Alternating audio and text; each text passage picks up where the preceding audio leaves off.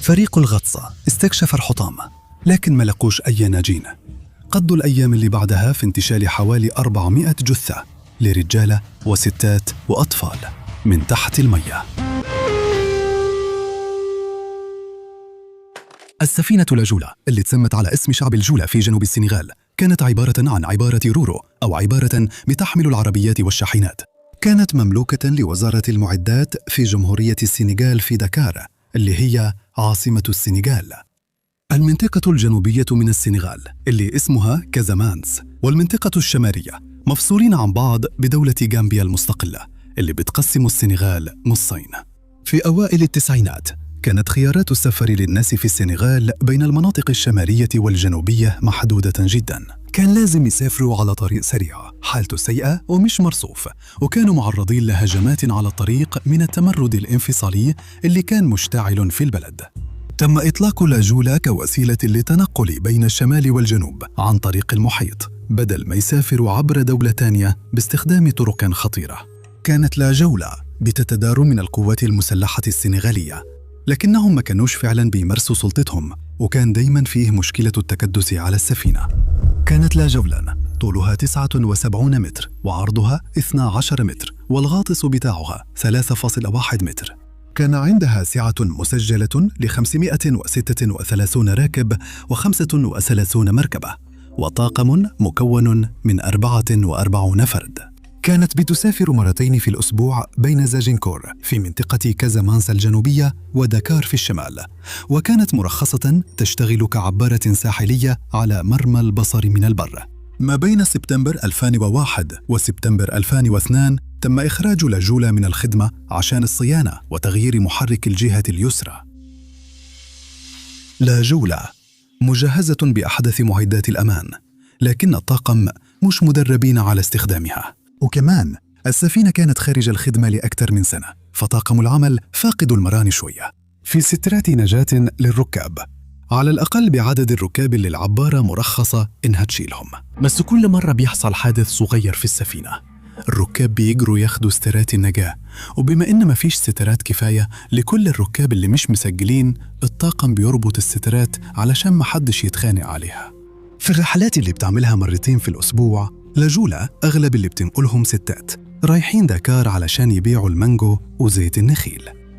من حوالي نص الصبح يوم 26 سبتمبر 2002 الركاب بدأوا يركبوا لاجولا لرحلة اليوم من زوكينكور لدكار. كالعادة مفيش رقابة أو تحكم تقريبا في عملية الركوب، رغم أن القوات المسلحة السنغالية مسؤولة عن التحقق والسيطرة على الركاب. لاجولا عليها أكثر من 1900 راكب، يعني تقريباً 4 أضعاف العدد المسموح لها تشيله. كتير من الركاب مش مطلوب منهم يشتروا تذكرة، زي الأطفال اللي أقل من 5 سنين، أو ببساطة اتسمح لهم يسافروا ببلاش، وده بيحصل كتير. في كل الأحوال العدد بالضبط للركاب اللي على المركب مش معروف. بعض المنظمات السنغالية شايفة إنه العدد أكثر من 2000، لكن تم إصدار 1034 تذكرة، وده برضو تقريباً ضعف الحد المسموح به. الساعة 1:30. لما لا؟ جولان بتتحرك من المرسى في الميناء. المركب كانت مزدحمة جداً فوق طاقتها. الكابتن وضباطه ما راجعوش توقعات الطقس للطريق بتاعهم، وكمان ما زبطوش خزانات الاتزان بتاعت المركب قبل ما يتحركوا. على الرصيف واحد كان بيتفرج على لاجولا وهي بتتحرك، لاحظ إنه المركب مائلة حتى قبل ما تبحر. بعد ما خرجت من الميناء ومصب النهر، لاجولا وقفت شوية عند جزيرة كربان، وركب كمان 185 راكب من غير تذاكر. العبارة المركب لفت ناحية اليمين وخدت مسار شمال غربي على طول ساحل منطقة كازامانس. آخر رسالة أتبعتت من لاجولا وصلت لمركز الأمن البحري في دكار الساعة 22:00 لما السفينة قالت إن ظروف السفر كويسة. حوالي الساعة 11 بالليل لاجولا كانت أبعد عن الشاطئ من المفروض، ودخلت في عاصفة مفاجئة قبالة ساحل غامبيا. في خلال 5 دقائق ومع البحر الهائج والرياح الشديدة والزحمة، لاجولا أتقلبت ورمت الركاب اللي نايمين والبضايع اللي مش متثبتة في البحر. العبارة مالت وابتدت تغرق، وبعدين اتقلبت بسرعة في المطر الغزير، بس فضلت طافية على المياه. الركاب بيغوموا من خلال الشبابيك اللي مفتوحة جزئياً. الرياح والأمواج بتحدفهم يمين وشمال. في ناس كان حظهم كويس وتحدفوا ناحية العبارة المقلوبة وماسكوا في عارضة العبارة. بعض الناجين أنقذهم الصيادين في قواربهم الصغيرة اللي شبه الكانو. الصيادين كمان طلعوا عدة جثث كانت بتطفو حوالين الجولة. هم بياخدوا الناجين والجثث للعاصمة الجانبية الهادية عادة بانغول، وهناك بيتم إدخالهم مستشفى إدوارد فرانسيس سمول التعليمي. الناجين اللي فوق بدون السفينة المقلوب كانوا سامعين صرخات الاستغاثة من الناس اللي لسه عايشين ومحبوسين في الكبائن والصالات تحت سطح السفينة. اللي ما بيعرفوش يعوموا ما كانوش قادرين يوصلوا لسترات النجاة اللي كانت متربطة علشان يمنعوا الركاب يتخانقوا عليها. جولا ما كانش عندها وقت تبعت نداء استغاثة ولا تشغل أي إنذار أو صافرة علشان الركاب يعرفوا إيه اللي بيحصل. في الساعات الأولى من صباح اليوم اللي بعده، المسؤولين في داكار بدأوا يسمعوا عن الكارثة عن طريق الكلام اللي بيتنقل من أطقم السفن المختلفة اللي عدت جنب السفينة المقلوبة، لكن ما وقفوش فعلاً يساعدوا الناجين. استغرق الأمر كمان عدة ساعات علشان المسؤولين في داكار يبدأوا ينظموا عملية إنقاذ بأي شكل. القوات الجوية السنغالية ما بعتتش طيارات البحث والإنقاذ غير حوالي الظهر، يعني بعد أكثر من 12 ساعة من الحادث. الساعة 2 الظهر أنقذوا ولد عنده 15 سنة، وأكد إن لسه فيه ناس كتير محبوسين جوا السفينة ولسه عايشين. أول ما خبر الكارثة انتشر، الناس بدأت تتحرك وتحاول تنقذ الركاب المحبوسين.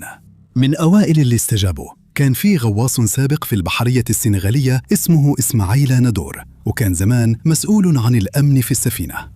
وصل إسماعيل ندور للسفينة في نفس اليوم بعد الظهر، ودخل من منطقة المطعم، وهناك اتصدم لما شاف مئات الجثث وبعضهم لسه ماسكين إيدين بعض. راح إسماعيل ندور ناحية مقدمة السفينة ولقى كبائن الدرجة الأولى، وبما إن الفتحات كانت لسه مقفولة بإحكام، الكبائن دي ما دخلهاش المية.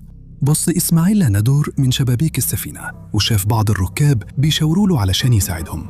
هو واللي معاه ما كانوش معاهم المعدات اللي يقدروا يحرروهم بيها، هم محتاجين مشاعل لحام علشان يفتحوا فتحة في هيكل السفينة. دلوقتي السفينة لسه طافية، لو فتحوا أبواب الكبائن بس ممكن المية تدخل وتغرق المركب. لا جولا فضلت طافية لحد حوالي الساعة 3 العصر، بعد كده غرقت من ناحية المؤخرة في مياه عمقها 20 متر.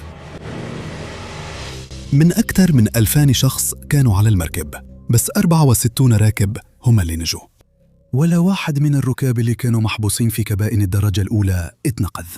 من حوالي 600 ست كانوا على المركب، واحدة بس هي اللي نجت، مرياما ديوف، وكانت حامل وقتها. مش ممكن نعرف بالضبط الركاب غرقوا إمتى. لما المركب اتقلبت كتير ممكن يكونوا نجوا في الأول، لكن غرقوا وهم مستنيين حد ينقذهم.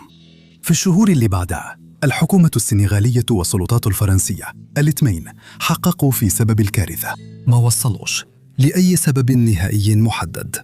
الجولة في الحقيقة ما كانش معاها رخصة إبحار، الكابتن والضباط ما بيشيكوش على توقعات الطقس قبل ما يتحركوا، وغالباً بيتجاهلوا توزيع الوزن على السفينة. دايماً فيه احتمال إنه المحرك يعطل. السجلات بتبين إنه واحد بس من المحركين هو اللي شغال. لا يولدي سفينة مخصصة للمياه الساحلية، بس هي ماشية أبعد من المفروض في البحر، وكمان محملة زيادة عن اللزوم. كمان ممكن الحرارة والإحساس بالاختناق تحت السطح بيخلوا الركاب يناموا فوق السطح، وده بيخلي توزيع الوزن مش متوازن أكتر. وقت رحلتها الأخيرة كانت لايولا عندها 12 سنة، وكانت مبنية علشان تشتغل لمدة لا تقل عن 30 سنة. سجلاتها بتبين إنها كانت بتعاني من مشاكل فنية وميكانيكية كتير خلال فترة خدمتها، وده كان بسبب سوء الصيانة من أصحابها، مش بسبب عيوب في التصميم أو التصنيع. على الأقل 1863 شخص فقدوا حياتهم في الكارثة دي، مع إن العدد الدقيق عمره ما حيتعرف. من ضمنهم 444 طفل، كثير منهم كانوا راجعين لمدارسهم في داكار عشان بداية السنة الدراسية 2002-2003. في 28 من سبتمبر بعد الكارثة بيوم واحد، الناشط البيئي حضر العلي وفريق الغطس بتاعه استكشفوا منطقة الكارثة. ما لقوش أي ناجين، بس جثث رجالة وستات وأطفال جوا السفينة. قدروا ينتشلوا 300 جثة كانت محبوسة جوا السفينة، وكمان انتشلوا 100 جثة تانية متفرقة حوالين السفينة. تم انتشال إجمالي 551 جثة بس، 93 بس اتعرفوا عليهم وتسلموا لأهاليهم. في سنة 2003 السنغال قفلت التحقيق وحملت المسؤولية كلها للكابتن إيسا دييرا اللي مات في الكارثة ومش قادر يدافع عن نفسه. التقرير الرسمي عن الكارثة اتعمل بعد سنة، وكان واضح إنه دولة السنغال مسؤولة عن فشل العبارة. الحكومة اعترفت بأخطائها، وكذا وزير استقالوا بمزاجهم أو اتشالوا من مناصبهم، لكن ما حدش اتقبض عليه. المسؤولين اتهموهم إنهم ما استجابوش للكارثة بسرعة كفاية. كان ضابط كبير في القوات المسلحة السنغالية اتعاقبوا بنقلهم لمناصب تانية.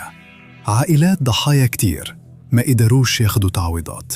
هم انتقدوا الحكومة بسبب إدارتها لعملية الإنقاذ وتشغيل العبارة اللي أدى للكارثة، وكمان بسبب عملية التعويضات. تم جمع حاجات زي مراوح السفينة بمساعدة البحرية السنغالية.